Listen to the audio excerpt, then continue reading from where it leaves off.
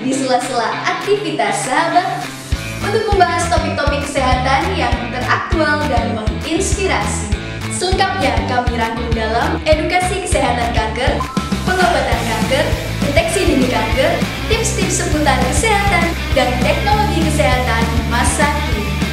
Serial edukasi Cancer Education Channel selalu dinanti dan menginspirasi.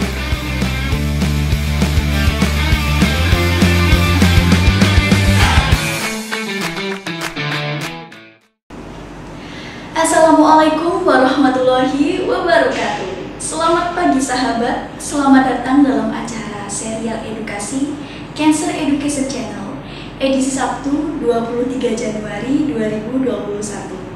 Pada kesempatan kali ini, topik yang akan kami bahas yaitu kemoterapi pada kanker kandungan yang akan disampaikan oleh narasumber kami yaitu Dr. Heru Trianto, spesialis obgyn konsultan onkologi, dan dipandu oleh moderator kami Dr. Sheila Safitri, dokter umum Rumah Sakit Onkologi Solo.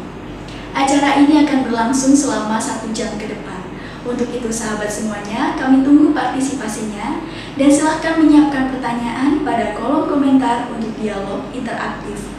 Acara ini disiarkan langsung pada channel YouTube, Facebook, dan Instagram Live Rumah Sakit Onkologi Solo. Mari sahabat, langsung saja kita simak bersama serial edukasi Cancer Education Channel yang dipersembahkan oleh Rumah Sakit Onkologi Solo dan Solo Cancer Society. Halo sahabat semua, selamat datang kembali di serial edukasi Cancer Education Channel. Perkenalkan, saya Dr. Sheila yang bertindak sebagai moderator pada pagi hari ini. Untuk hari ini kita telah kedatangan seorang narasumber, seorang dokter spesialis obstetrik ginekologi yang bersekolah khusus untuk menangani kasus-kasus kanker di organ reproduksi wanita. Ada Dr. Heru Trianto, spesialis obgyn konsultan onkologi. Selamat pagi dokter. Selamat pagi dokter Sheila. Selamat pagi dok, terima kasih banyak sudah menyempatkan hadir ya dok pagi ini. Bagaimana kabarnya dok hari ini dok? Alhamdulillah sehat. Di era pandemi ini, syukur kita tetap dalam kondisi yang baik. Tetap semangat ya dok, walaupun masih pandemi 1 tahun belum selesai juga ya dok. Iya, kan aja masih lama. Iya. Hari ini kita akan membahas mengenai kemoterapi pada kanker kandungan. Tetapi kalau boleh mungkin nanti topiknya malah agak melebar ya dok ya, tidak hanya khusus pada kanker kandungan, tapi juga mengenai kanker pada organ reproduksi wanita secara umum. Ya. Karena dari beberapa pertanyaan yang sudah masuk ke sosial media kita, ini ada pertanyaan yang tidak hanya tentang kanker kandungan, tapi juga kanker yang organ reproduksi lainnya, gitu ya dok ya? Ya. Oke, untuk mempersingkat waktu, kita bisa langsung masuk ke pertanyaan. Yang pertama, basicnya dulu mungkin ya dok. Kalau kita yang orang medis menyebutnya mungkin anatomi gitu dok. Ya. Sebenarnya organ reproduksi wanita itu terdiri dari apa saja sih dok? Ya. Jadi sahabat CC sekalian dan sahabat Rumah Sakit Onkologi Solo, organ reproduksi wanita itu aslinya terbagi 2 kelompok. Jadi namanya genitalia interna, itu adalah organ reproduksi yang tersembunyi di dalam rongga pelvis atau di dalam rongga panggul. Kalau kampungnya di dalam perut. Kemudian ada organ reproduksi yang kedua, kelompok kedua adalah genitalia eksternal atau di luar, jadi tidak di dalam rongga panggul tapi di luar. Kalau kita deskripsi lebih jauh, yang genitalia internal yang di dalam rongga panggul itu rahim atau orang disebut kandungan. Yang kedua adalah indung telur, ada 2 kiri kanan. Kemudian beserta dengan salurannya, namanya tuba fallopipi. Dan yang ketiga adalah ovarium.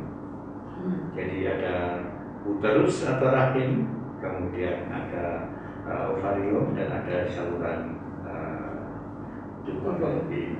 Sedangkan yang organ genital eksternal adalah terdiri dari mulai dari dalam adalah vagina, kemudian vulva itu bibir kemaluan. Terus dari semua bagian organ reproduksi wanita ini, apakah semua bagian bisa terkena kanker, Dok?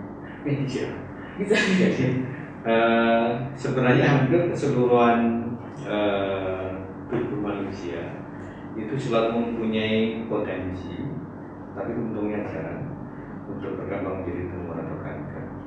Tidak terkecuali organ reproduksi, baik yang internal maupun yang eksternal.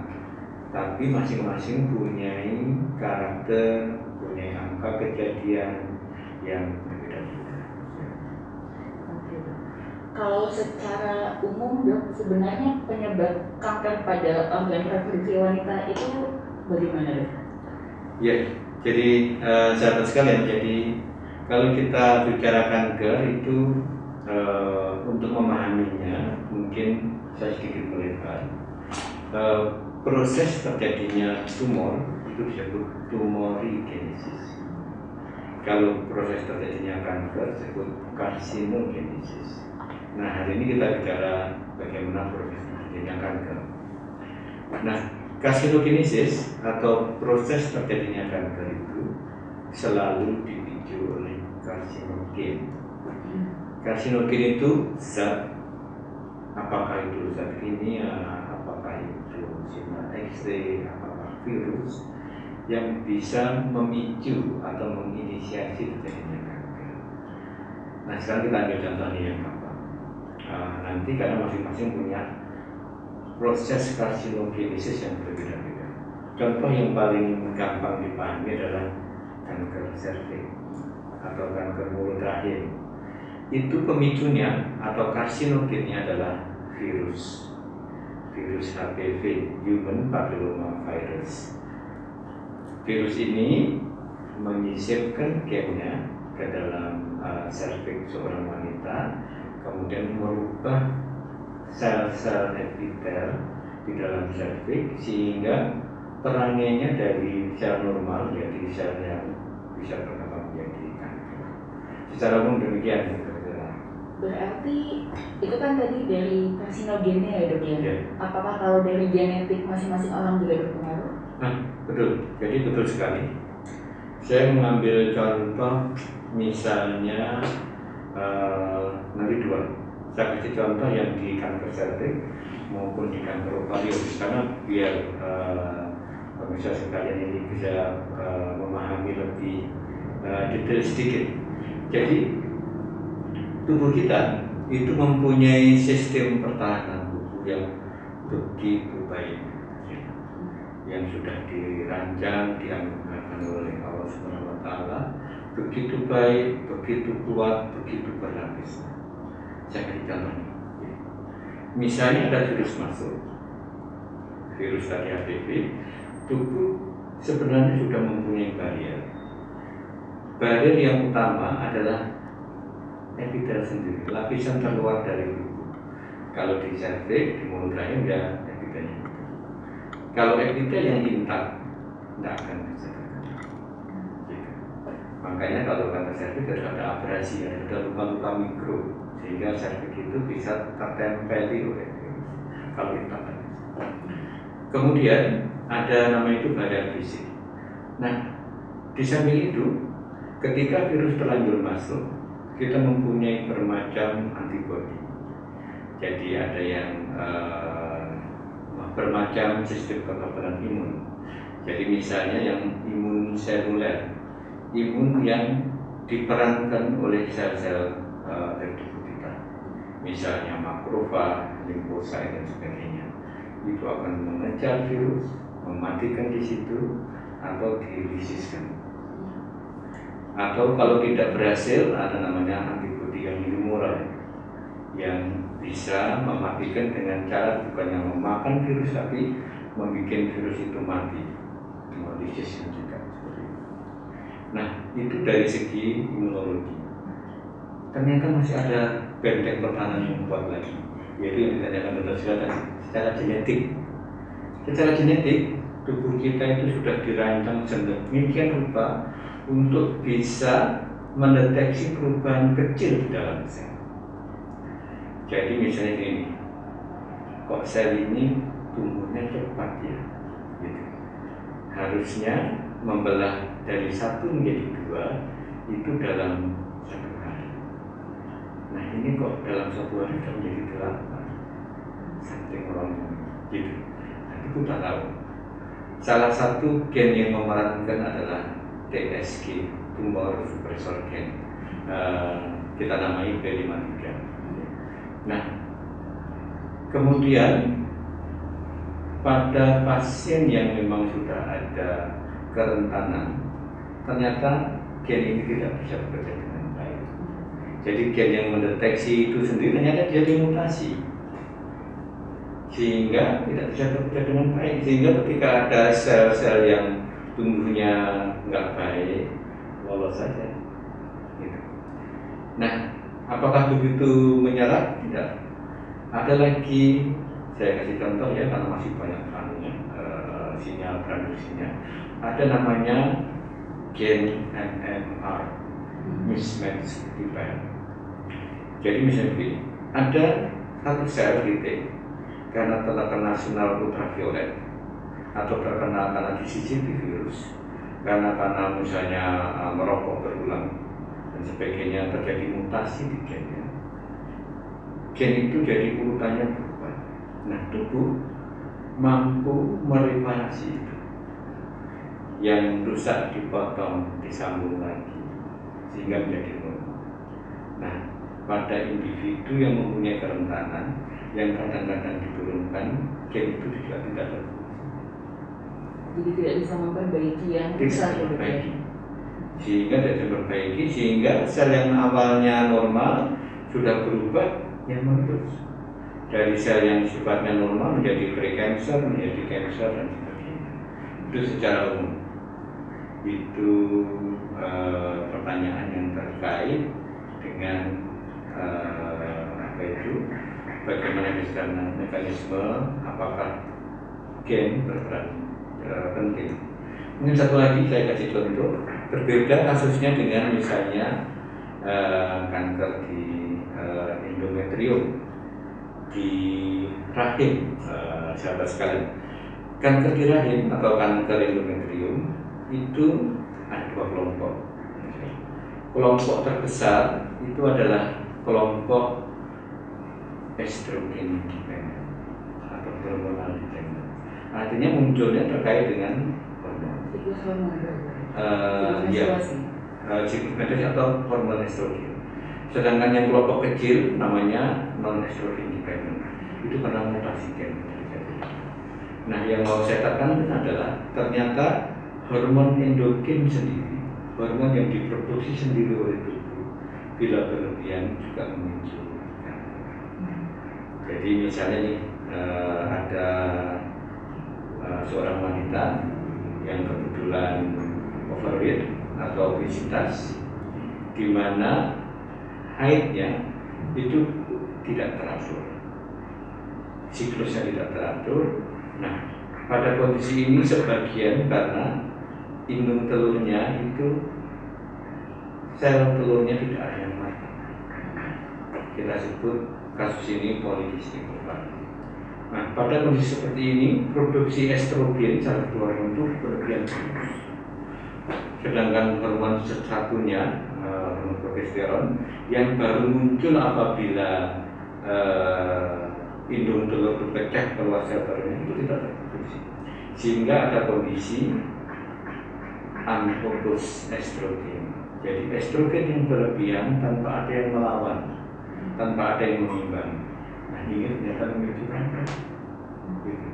Yang mau saya sampaikan sedikit, pemirsa sekalian, adalah bahwa karsinogen itu tidak harus berasal dari luar. Nah, ini kadang-kadang poin yang harus dipahami. Tidak harus berasal dari luar tubuh, tapi juga dari tubuh kita sendiri. Faktor risiko terjadinya kanker itu sebenarnya aslinya, kalau mau kita rinci, tiap-tiap kanker mempunyai faktor risiko yang berbeda. Tapi betul, usia memang mempengaruhi. Misalnya yang terkait usia adalah kanker cervix juga terkait usia.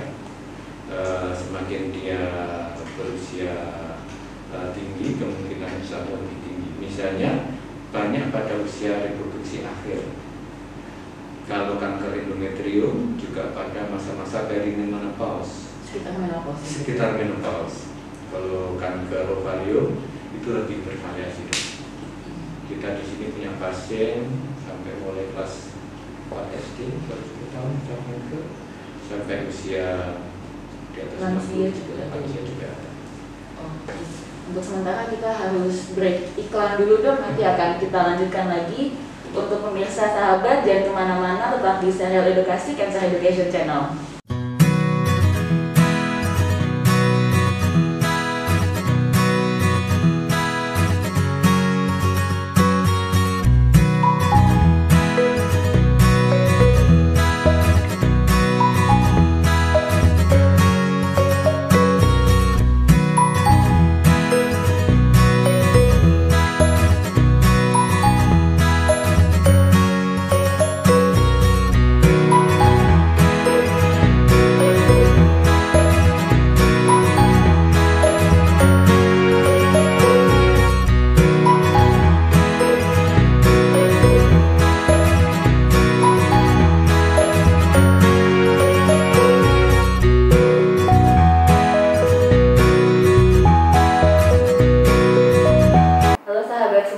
Kembali lagi di serial edukasi Cancer Education Channel. Kita masih membahas tentang kemoterapi pada kanker kandungan atau yang lebih luasnya pada kanker di organ reproduksi wanita. Masih bersama Dr. Heru, spesialis obstetra ginekologi, konsultan onkologi. Ini sekarang kita ada pertanyaan nih dok dari Facebook, dari sosial media mengenai apakah kanker organ reproduksi ini bisa disembuhkan dok? Ya, jawabnya ya. Dengan catatan memang pada stadium atau pada kondisi apa dilakukan. Seorang onkolog ahli kanker apapun itu mempunyai kesepakatan di dalam mengklasifikasikan hasil terapi itu ada 4 tingkat. Jadi setelah diagnosa ditegakkan, kemudian manajemen dilakukan, misalnya apakah operasi, apakah kemoterapi, apakah radioterapi, maka klasifikasinya adalah demikian. Yang pertama adalah progresif disease, penyakitnya berkembang paling buruk. Yang kedua adalah stable disease atau disebut juga low response. Jadi dan ini ada kriterianya, misalnya berapa persentase penurunan dari lesi awal setelah terapi. Kemudian yang terakhir adalah complete response. Jadi complete response itu pada titik itu tidak ditemukan lagi tanda-tanda bahwa kanker itu masih ada. Nah, inilah yang membedakan istilah antara sembuh dengan complete response. Jadi seorang onkolog ahli kanker lebih prefer menyebut ibu atau bapak saat ini kondisinya adalah complete response. Tapi apakah complete response itu tidak ada peluang untuk tidak kambuh? Bukan demikian. Jadi tetap ada kemungkinan kambuh. Walaupun misalnya pada stadium awal sembuh terus, tapi pada stadium yang lanjut chance peluang untuk dia kambuh lebih ada dan lebih tinggi. Jadi seperti itu. Jadi sebenarnya kalau masalah sembuh tetap ada kemungkinan ya dok ya? Banyak sebetulnya. Jadi kita punya pasien yang kemarin itu kontrol sudah 11 tahun yang lalu pengobatan. Kemudian kita punya pasien yang kita rawat waktu itu baru 1 SMP, sekarang sudah lulus kuliah dan sudah bekerja dan baik-baik aja. Kita punya pasien lagi yang pada waktu itu sudah tumbuh di atas 60-an, sampai sekarang sudah 80, baik aja. Artinya yang complete respon kemudian berujung dalam tanda kutip sembuh itu juga Cukup banyak. ya. Terus mungkin tadi udah agak disinggung sedikit dok, apa saja sih dok pilihan pengobatan kanker itu? Apakah semua pasien yang terdiagnosis kanker pasti akan kemoterapi atau apa ada pilihan pengobatan lain? Iya, Dr. Sheila dan sahabat sekalian, kalau kita bicara pilihan terapi, kita punya istilah khusus di bidang kita adalah modalitas terapi. Modalitas terapi pada kanker itu dikelompokkan secara garis besar adalah 3. Pertama, operasi, yang kedua kemoterapi, yang ketiga radioterapi. Walaupun sekarang sudah ada pengobatan pengembangan baru, misalnya targeted terapi dan imunoterapi, tapi memang secara umum dikelompokkan menjadi 3 itu. Nah, pertanyaannya apakah semua memerlukan hal itu? Nah, tergantung stadium. Jadi misalnya gini, ada wanita teenagers, katakanlah 14 tahun, kemudian ada massa, ada tumor di perutnya, dari indung telurnya. Ketika dilakukan operasi, massa itu atau kanker itu masih di dalam indung telur yang membesar, tidak melekat, permukaannya licin, waktu mengambil tidak pecah, indung telur sebelahnya normal, ususnya normal, dan sekelengkap getah kening normal. Dan ketika diambil ternyata kanker, maka dikelompokkan dalam kanker ovarium 1A. Operasinya namanya operasi yang konservatif atau fertility sparing surgery. Artinya operasi yang mempertahankan kemampuan dia untuk bereproduksi. Itu tidak perlu kemo. Operasi tak dan insya Allah sembuh.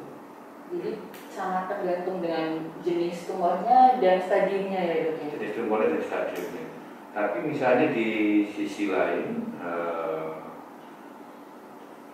ketika kita lakukan operasi, kemudian ditemukan massa atau tumor itu sudah menyebar, mengenai usus, mengenai kadang-kadang malah menyebar ke liver dan sebagainya, maka pada kondisi demikian kemoterapi itu adalah suatu keharusan. Kalau tidak, sebentar lagi berubah lagi. Itu yang disebut, Dr. Sheila mungkin saya tambahkan, itu yang disebut adalah personalized medicine. Jadi terapi yang dirancang orang per orang. Ini yang khas untuk pendekatan di bidang kanker onkologi, bahwa terapi itu harus tailored, harus dirancang orang per orang. Bisa aja jenis selnya sama, bisa aja stadiumnya sama, tapi mungkin berbeda untuk satu dengan pasien yang lain. Jadi tidak pukul rata semua disamakan ya dok ya? Hasilnya akan lebih baik kalau bila orang itu masing-masing dicermati karakteristiknya. Oke. Sekarang kita mulai masuk ke kemoterapi ya dok ya? Iya. Sebenarnya kemoterapi itu apa sih dok dan bagaimana sih dia bekerjanya? Ya, jadi kemoterapi adalah per definisi adalah pengobatan kanker menggunakan obat sitostatika. Obat sitostatika adalah obat yang bila diberikan bisa membunuh sel kanker atau dalam kondisi tertentu menghentikan pertumbuhan sel kanker.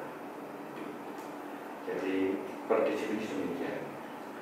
Nah, kemoterapi bisa diberikan sebagian besar lewat infus. Ada sebagian kecil bisa melalui tablet. Sebagian lain bisa disuntikkan langsung ke intrathecal, misalnya ke rongga-rongga tubuh, atau juga kadang-kadang yang dimasukkan ke ke dalam rongga paru-paru, pleura, dan kadang-kadang juga ada yang diberikan intraperitoneal. Jadi pada waktu operasi ini dilihat bahwa kanker itu sudah menyebar ke rongga paru, maka saat itu juga sudah diberikan obat kemoterapi yang dialirkan ke dalam rongga paru dan dikeluarkan lagi. Tapi sebagian besar yang disebut kemoterapi adalah diberikan secara IV, secara intravena. Infus ya dok ya. Lalu untuk cara kerjanya ini mungkin banyak miskonsepsi juga ya dok ya di masyarakat luas.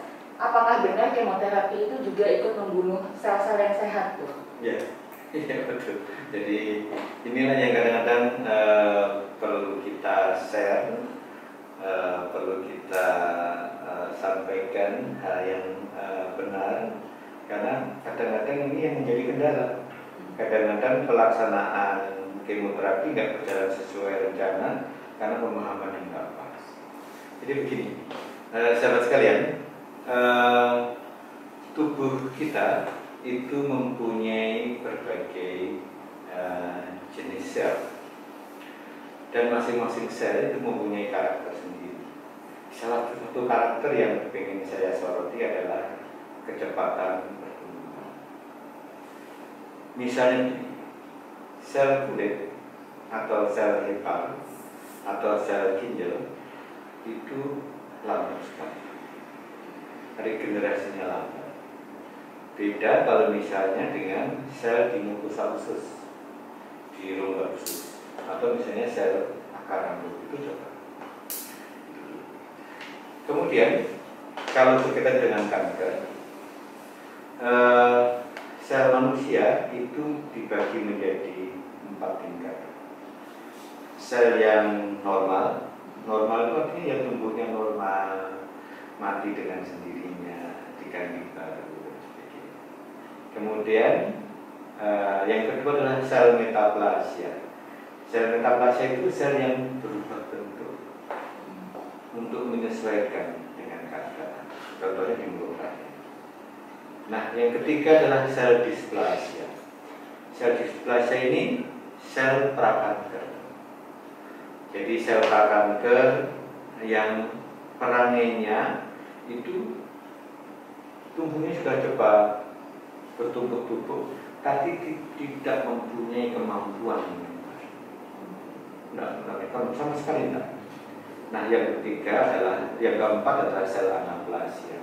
Sel anaplasia ini adalah sel kanker. Selain tumbuhnya cepat, mampu menggerakkan diri sendiri dari daerahnya, bisa menembus jaringan lain, bisa masuk pembuluh darah, hidup di dalam pembuluh darah, menempel di tempat lain, misalnya di paru-paru, hidup di tempat baru, itu perangai sel kanker.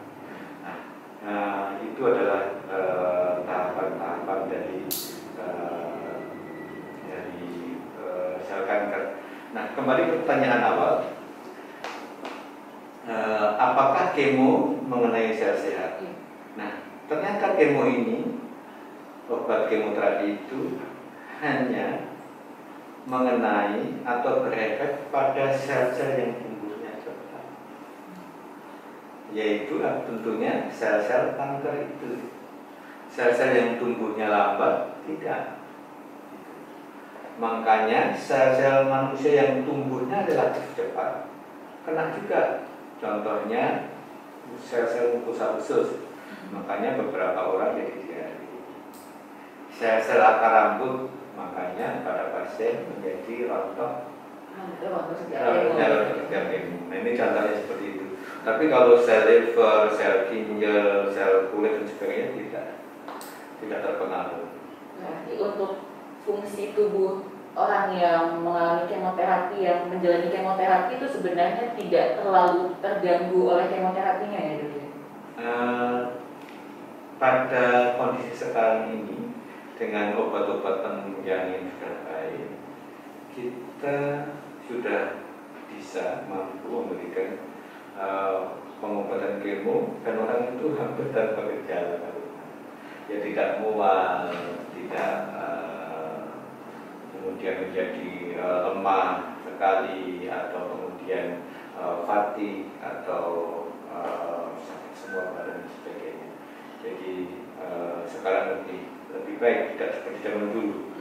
Kalau zaman dulu kalau kemo itu belum bawa ember nih, setiap hari harus muntah dan sebagainya. Sekarang tidak demikian lagi.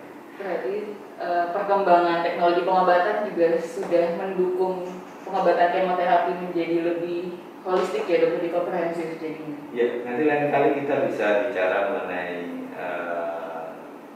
khusus mengenai administrasi atau bagaimana memasukkan atau memberikan kemoterapi. Terus ke pertanyaan selanjutnya ya dok ya, sebenarnya kapan sih dok seorang penderita kanker itu diberikan kemoterapi? Apakah misal operasi dulu baru kemoterapi, atau kemo dulu baru operasi, atau terapi sinar dulu, atau bagaimana dok?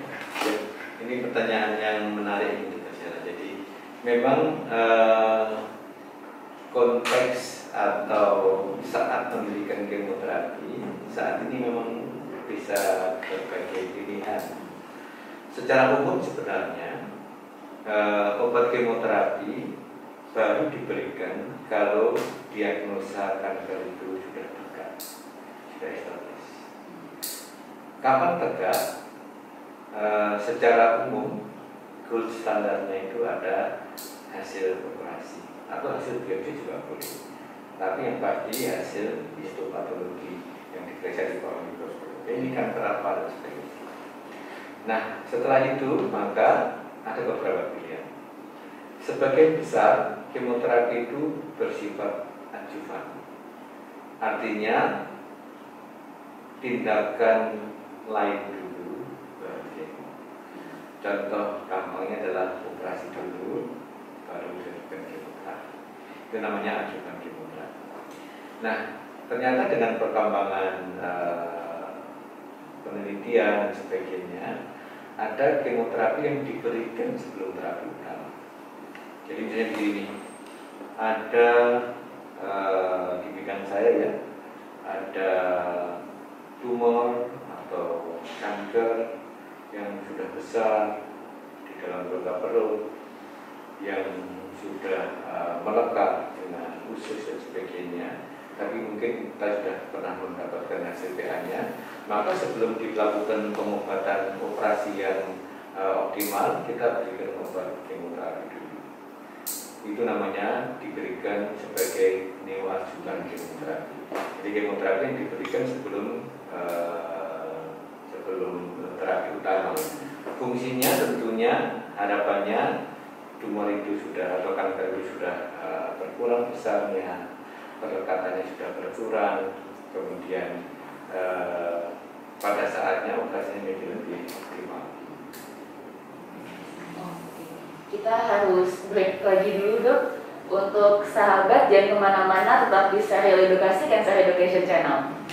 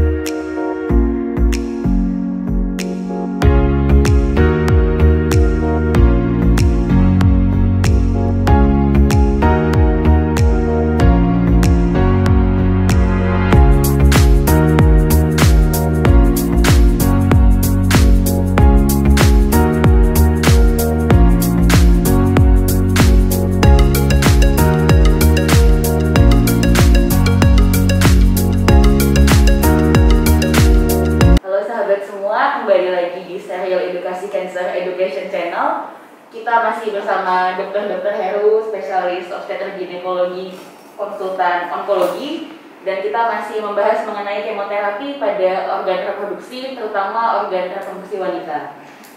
Kemudian ini kita lanjut lagi dok, ada pertanyaan lagi dari sosial media, yaitu YouTube. Apakah bisa dilakukan kemoterapi apabila pasien terdiagnosis kanker saat hamil dok? Iya. Eh, ini pertanyaan menarik ya. Jadi saya mengambil contoh aja. Jadi setahun yang lalu, mungkin malah sejawat kita nih. Sejawat kita hamil pertama. Saat itu hamilnya 23 minggu, hampir 6 bulan, dan didapatkan massa atau tumor yang cukup besar di dalam rongga perutnya bersamaan dengan kehamilan. Pada pemeriksaan praoperasi itu sudah kita prediksi, ada gambaran secara sonografi, secara USG, ada beberapa parameter yang arahnya ke ganas. Jadi memang dengan sonografi, sahabat sekalian, kita bisa mengumpulkan data-data apakah tumor itu mengarah ke ganas atau tidak. Dan setelah kita lakukan operasi, kita ambil tentunya hanya tumornya, kita pertahankan kandungannya, ternyata memang ganas. Dan karena waktu itu didapatkan adanya perlekatan, mukanya tidak licin, maka kita simpulkan sebagai stadium 1-0. Nah, pada kondisi demikian, dalam tanda kutip seperti ada dilema. Apakah cukup operasi, apakah harus dilakukan kemo pada sedang hamil. Nah, jawabannya adalah ketika kehamilan itu sudah di atas batasannya sekitar 20 minggu, di mana organogenesis, pembentukan organ-organ pada janin itu sudah selesai, maka sudah relatif aman. Sehingga pada pasien ini diberikan kemo sesuai jadwal 3 weekly, 3 mingguan, dan itu selesai juga pada akhir kehamilan atau kehamilannya sudah cukup bulan, dan setelah itu dilakukan operasi melahirkan, sekaligus dinilai apakah masih ada gambaran sisa kankernya pada saat melakukan seksi. Jadi intinya bisa begitu.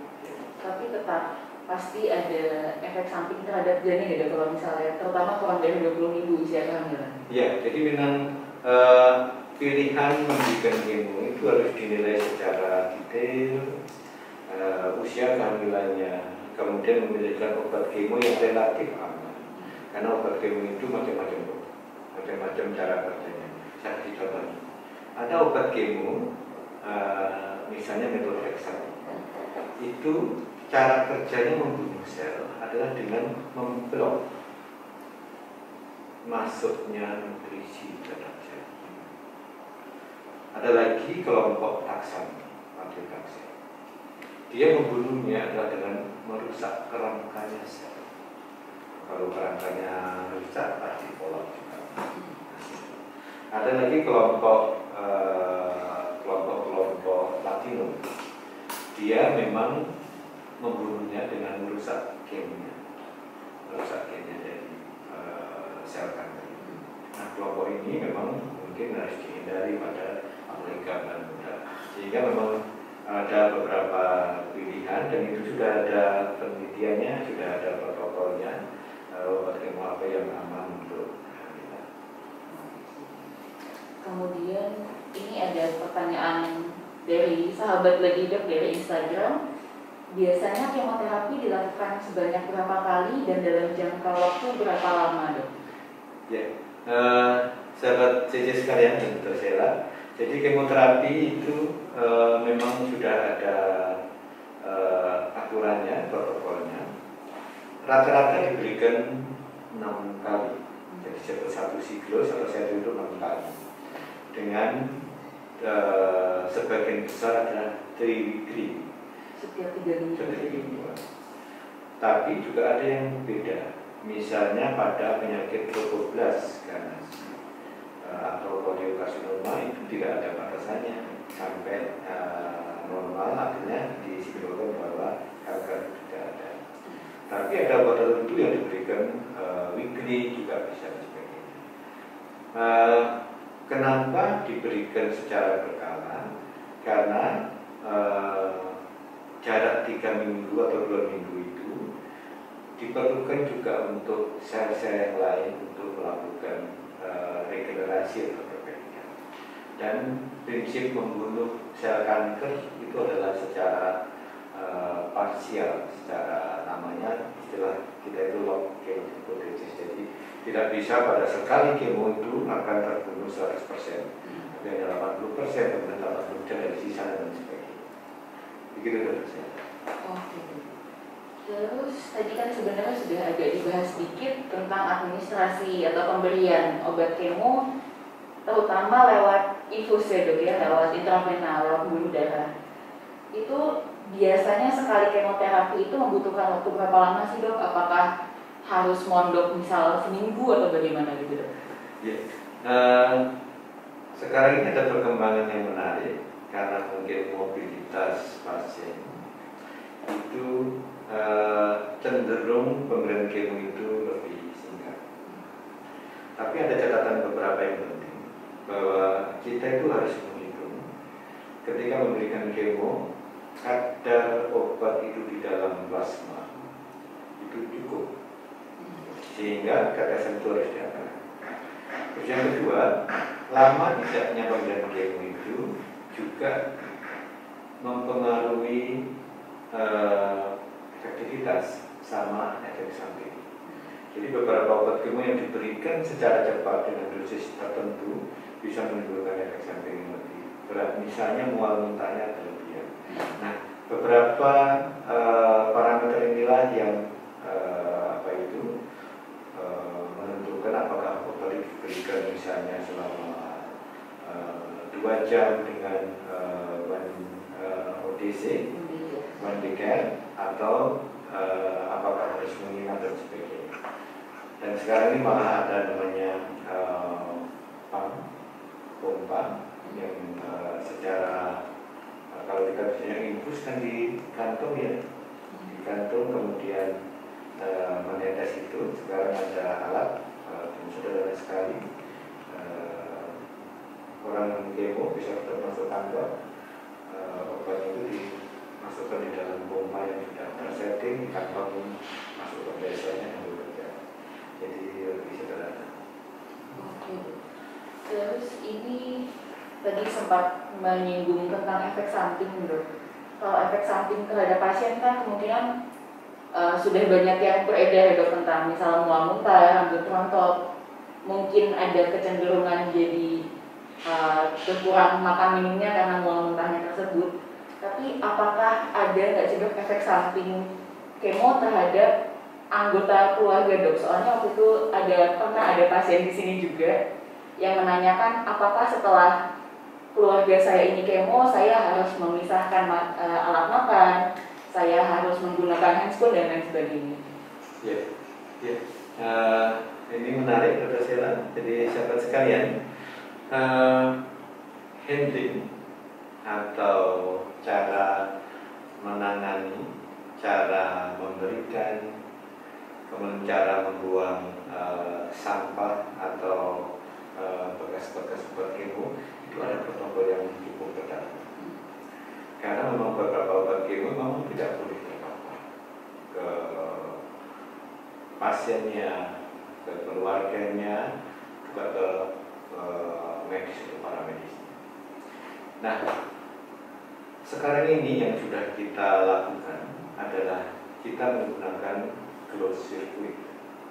Artinya ketika obat itu sudah dioplos di ruangan yang khusus, kemudian diberikan pada pasien dengan melalui infus, maka sistem itu sudah dijaga untuk tidak buka tutup. Artinya bukan satu kemo dilepas kemudian dipindahkan ke pelakon yang lain, sehingga mengurangi atau menghilangkan peluang ada paparan obat kemo itu ke penunggunya dan masuk ke para medisnya. Sehingga dengan demikian risiko terpaparnya zat-zat obat kemo itu ke orang sekitarnya bisa sangat diminimalisir. Sehingga secara umum tidak. saat ini adalah begini. Pada kemoterapi yang 1 DKN itu memang kita satukan di ruangan khusus, sehingga ruangan itu khusus untuk ruang kemo. Tapi kebijakan secara umum di rumah sakit yang merawat pasien kanker, apabila pasien itu tidak bersamaan di dalam suatu ruangan dengan orang lain yang bukan kemo, maka boleh dilakukan kemo di kamar kira-kira. Jadi demikian. Dan intinya tidak berisiko untuk keluarganya atau yang menunggu terpapar. Kalau misal dari hasil metabolisme tubuh pasien yang kemo, jadi misal lewat keringat atau misal lewat urin, lewat feses, itu bagaimana, Dok? Ya, ini menarik. Jadi sahabat sekalian, memang kadang-kadang untuk memahami suatu hal kita harus diskusi atau menyampaikan lebih detail. Jadi begini, ketika suatu obat masukkan ke dalam tubuh, sebagian obat itu sebenarnya belum. Nah, kapan aktivasinya ada di dalam tubuh? Misalnya harus dipecah dulu di contohnya seperti itu, baru muncul zat aktifnya. Nah, zat aktif itulah yang bekerja untuk membunuh sel kanker atau mungkin dalam hal lain infeksi dan sebagainya. Itu 1 tahun. Kemudian ada namanya ilmu farmakodinamika dan farmakokinetik. Jadi misalnya dia akan lari kemana, kecepatannya berapa, kadar metabolisme dan sebagainya. Nah, yang terakhir yang berkaitan dengan pertanyaan Rosella adalah bagaimana ekskresinya keluar. Secara umum keluarnya suatu zat dari tubuh itu yang paling gampang dipahami lewat pipis ya, lewat pipis, lewat buang air besar. Tapi juga masih ada lain lagi, misalnya lewat keringat, evaporasi. Nah, secara umum zat-zat yang diekskresi itu sudah tidak mengandung zat aktif. Jadi tidak mengandung zat aktif dari obat kemo. Berbeda kalau misalnya zat-zat yang radioaktif. Misalnya kita melakukan pemeriksaan PET scan, itu memang harus diisolasi, tidak boleh ketemu keluarganya dulu, karena zat radioaktif itu masih mungkin diekspresi lewat pipisnya. Jadi kalau yang ini, kalau untuk kemoterapi berarti tidak menyebabkan efek samping pada penunggu atau keluarga berarti ya, Dok ya? Oke, Dok. Ini sekarang kita harus break lagi untuk terakhir, Dok. Untuk sahabat dan kemana-mana tetap di serial edukasi Cancer Education Channel.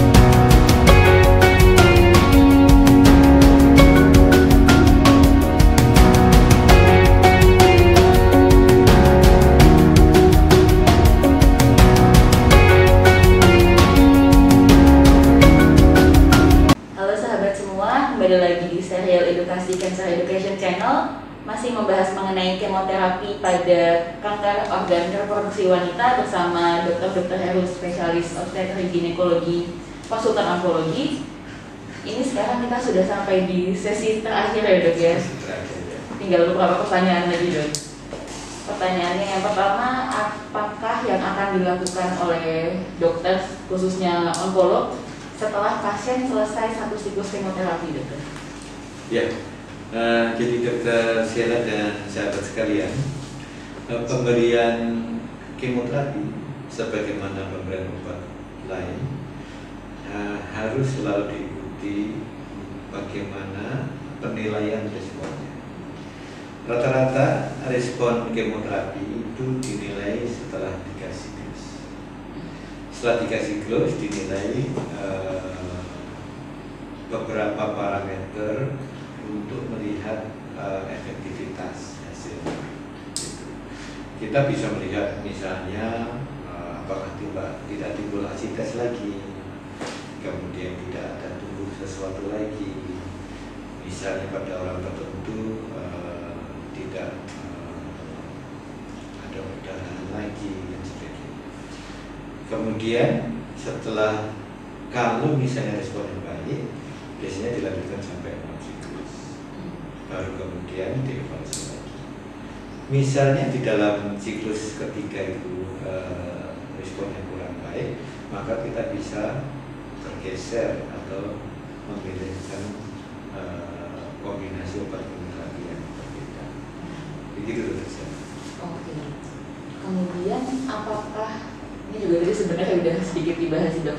Apakah setelah selesai misal 6 kali siklus kemoterapi, apakah masih mungkin setelah itu masih muncul keluhan-keluhan yang mengarah ke disebabkan oleh kanker tersebut? Jadi misal pada kanker serviks mungkin masih ada perdarahan dan sebagainya dok.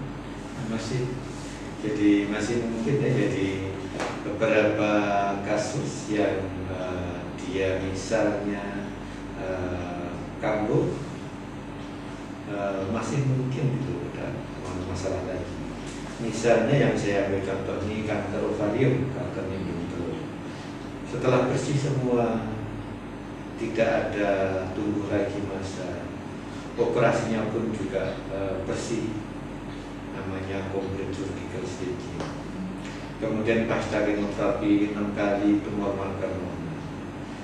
Pada stadium tertentu, misalnya stadium 3 ke atas, itu masih mungkin timbul lagi datang dengan kuat, dok kok perut saya membesar lagi ya, ada cairannya, atau mungkin saya kok sulit BAB, ternyata ada kelekatan karena timbul lagi dan sebagainya. Ini masih mungkin. Masih mungkin.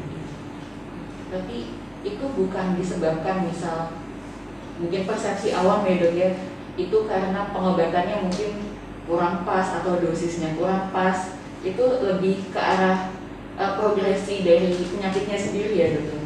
Jadi begini, kita sudah mempunyai data, sudah dilakukan penelitian dari seluruh dunia bahwa faktor prognosis, faktor yang untuk bisa memprediksi keberhasilan suatu pengobatan, apakah itu kemo, apakah itu radioterapi, itu salah satunya adalah stadium.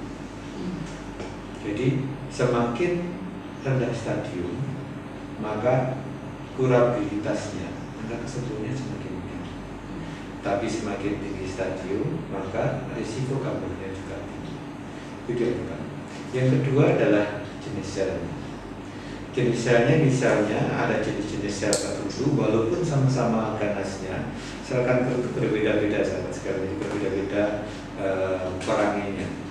Ada sel kanker misalnya clear cell, itu sangat gampang dan responnya terhadap kemoterapi tidak cukup baik, sehingga pada pasien-pasien seperti ini maka risiko dia kambuhnya lebih tinggi.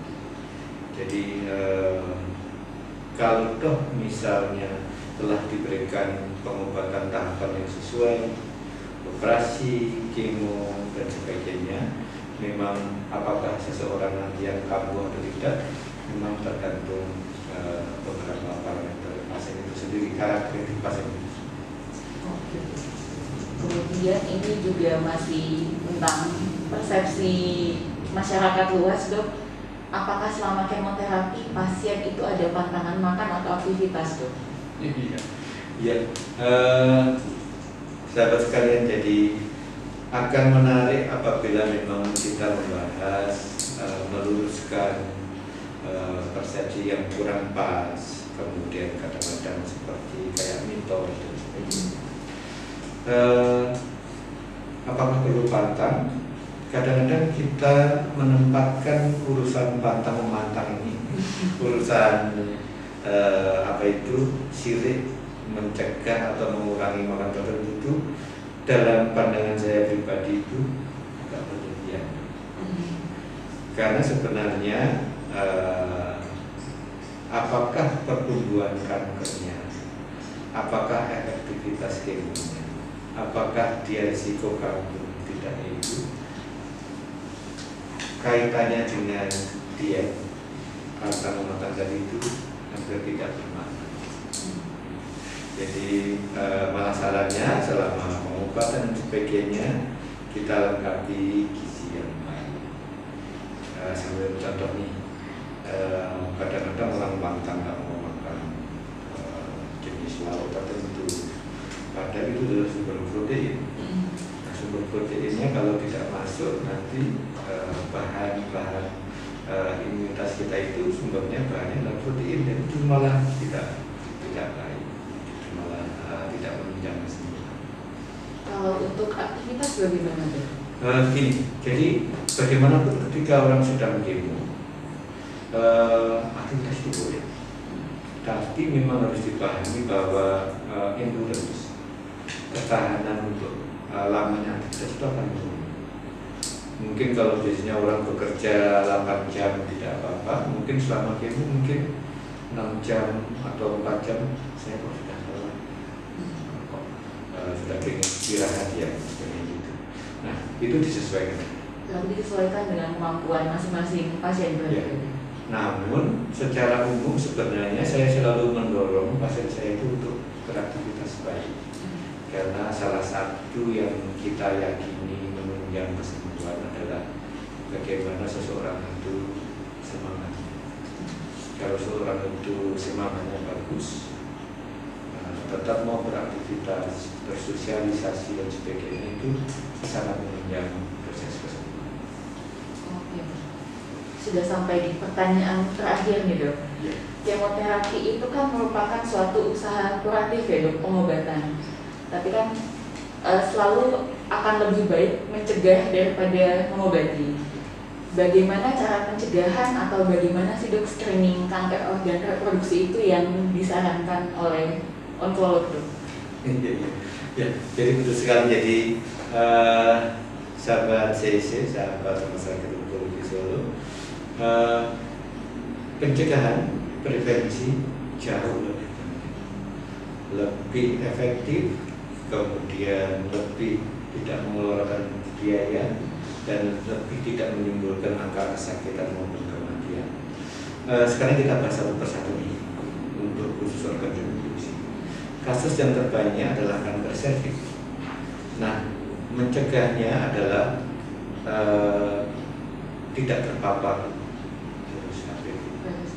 Sehingga yang pertama adalah screening deteksi dengan pap smear, dengan IPA test, dengan kolposkopi, periksa HPV dan sebagainya. Kemudian kalau ada ditemukan hasil kanker segera diterapi. Tapi khusus untuk pasangan agar tidak terpapar HPV, motonya adalah SPSS.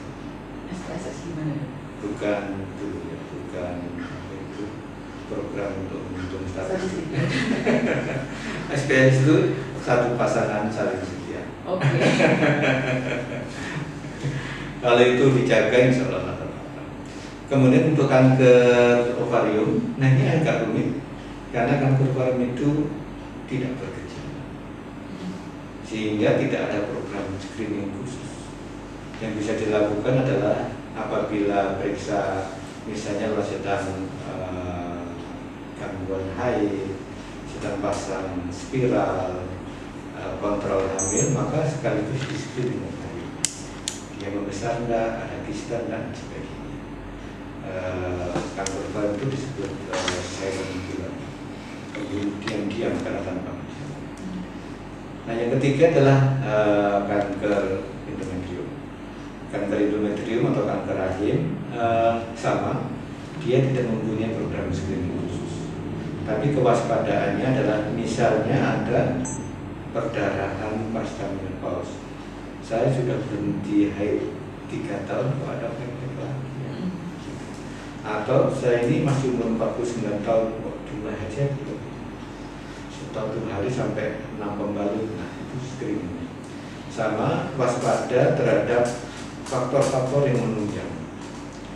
Misalnya adalah ada obesitas, kegemukan, ada diabetes mellitus, kemudian juga ada hipertensi. Nah, ada 3 ini pada seorang wanita, maka dia harus waspada, kemungkinan risikonya lebih tinggi. Sedangkan pada kanker vulva atau vagina sama dengan kanker cervix dilakukan deteksi. Oke dok, menarik sekali ya dok ya, diskusi tentang kemoterapi dan kanker organ reproduksi pada umumnya. Kalau boleh saya simpulkan ya dok ya, jadi semua organ reproduksi pada wanita dan semua organ di tubuh manusia pada umumnya bisa mengalami kanker. Tetapi tergantung faktor risiko, ada yang dari luar, misal dari pajanan karsinogen ataupun dari genetik masing-masing orang juga berpengaruh terhadap kejadian kanker. Kemudian untuk kemoterapi sendiri itu merupakan suatu terapi kanker yang menggunakan obat-obatan sitostatika yang berfungsi untuk membunuh sel-sel. Memang ada sel-sel sehat yang juga ikut terbunuh oleh obat kemoterapi, tetapi adalah cenderung sel-sel yang pertumbuhannya cepat, jadi dia bisa beregenerasi dengan cepat, jadi kemungkinan besar tidak terlalu mempengaruhi fungsi tubuh pasien yang terkena kanker. Kemudian kemoterapi ini saat ini bisa dilakukan setelah operasi atau setelah terapi utama maupun sebelum terapi utama. Kemudian juga untuk meluruskan persepsi yang ada di masyarakat, selama kemoterapi ini tidak ada pantangan baik dari makanan maupun dari aktivitas, tetapi disesuaikan dengan masing-masing individu pasiennya. Demikian ya dokter, simpulkan pada hari ini. Terima kasih banyak dokter karena sudah hadir dan berbagi informasi dan pengetahuan baru untuk kita semua. Semoga ilmu baru ini bermanfaat untuk kita semua dan semoga mampu menjawab pertanyaan masyarakat mengenai kemoterapi pada kanker organ reproduksi wanita.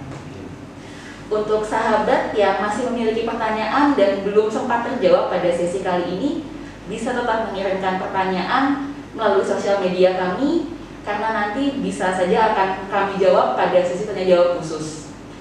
Oke, terima kasih kepada sahabat semua yang sudah mengikuti diskusi kita selama kurang lebih 1 jam ke belakang. Saya Dr. Sheila selaku moderator serta seluruh staf yang bertugas pada hari ini pamit undur diri. Kami mohon maaf apabila ada kata-kata yang kurang berkenan. Sampai ketemu di serial edukasi Cancer Education Channel selanjutnya. Demikian sahabat, telah kita saksikan bersama serial edukasi dengan topik kemoterapi pada kanker kandungan. Semoga dapat bermanfaat dan memberikan wawasan baru bagi kita semuanya. Terima kasih sudah menyaksikan dan berpartisipasi selama acara berlangsung. Dan untuk pertanyaan-pertanyaan yang belum terjawab, akan kami tampung dan akan kami jawab satu persatu pada sesi khusus. Dan bagi sahabat yang belum berkesempatan menyaksikan live streaming ini, akan kami repost pada channel YouTube Rumah Sakit Onkologi Solo dan Cancer Education Channel. Jangan lupa untuk selalu mendukung channel kami dengan memberikan like, share, komen, dan subscribe, karena dukungan sahabat sangat berarti bagi kami. Kami segenap kru yang bertugas mohon undur diri dan sampai bertemu pada episode berikutnya. Serial edukasi Cancer Education Channel selalu dinanti dan menginspirasi. Wassalamualaikum warahmatullahi wabarakatuh. Serial edukasi Cancer Education Channel sela-sela aktivitas sahabat untuk membahas topik-topik kesehatan yang teraktual dan menginspirasi. Selengkapnya kami rangkum dalam edukasi kesehatan kanker, pengobatan kanker, deteksi dini kanker, tips-tips seputar kesehatan, dan teknologi kesehatan masa kini. Serial edukasi Cancer Education Channel selalu dinanti dan menginspirasi.